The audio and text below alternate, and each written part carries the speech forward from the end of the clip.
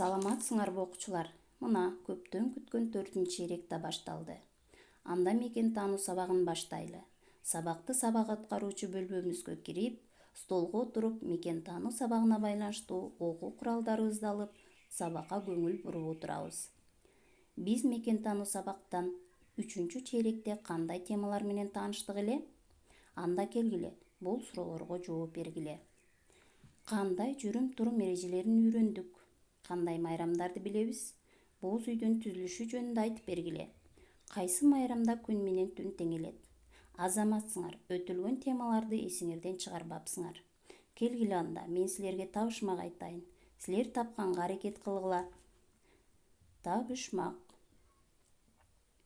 Таңда туруп кечке жанат, күлүп чыгып күйүп атат.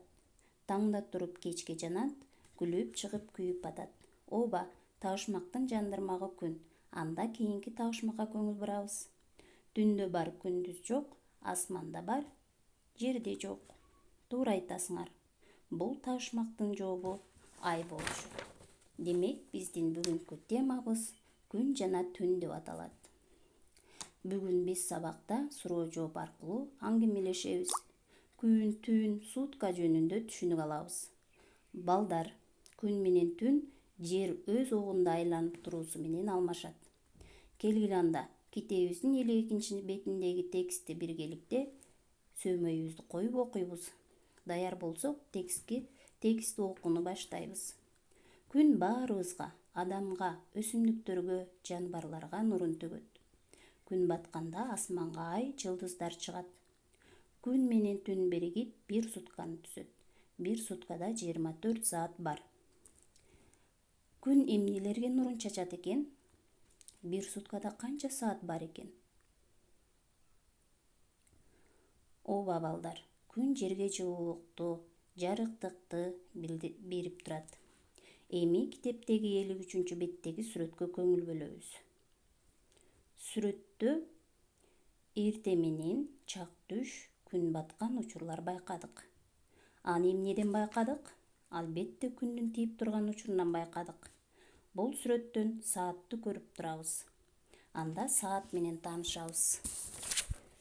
Сааттын ичиндеги кыска көк жебе сааттын канча болгонун билдирет. Ал эми узун жашыл жебеси минутаны билдирет.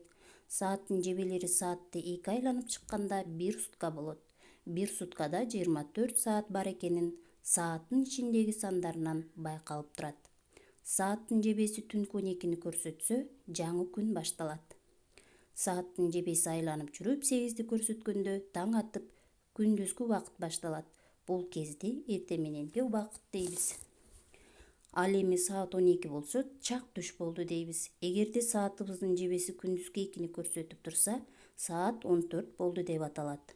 Саатыбыздын жебеси 19-ду көрсөткөндө кечки убакыт башталып, кечки тамактануу мезгил болот. Ал эми 20-дан 40 өткөндө уктоого камынабыз.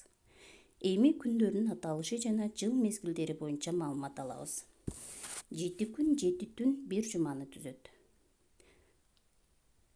Жуманын аталыштары төмөндөгүчө: дүйшөмбү, шейшемби, шаршемби, бейшемби, жума, ишемби, жекшемби.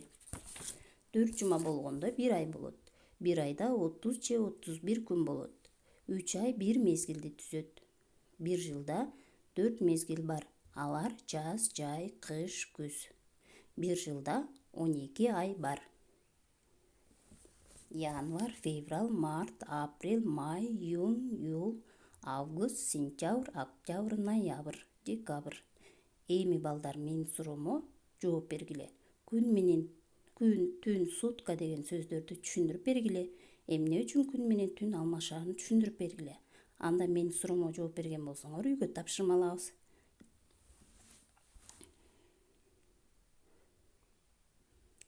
Үй тапшырмасын жазып алган болсоңор балдар, эмдиги сабакка жолугушканча сак саламатта болгула дейбиз.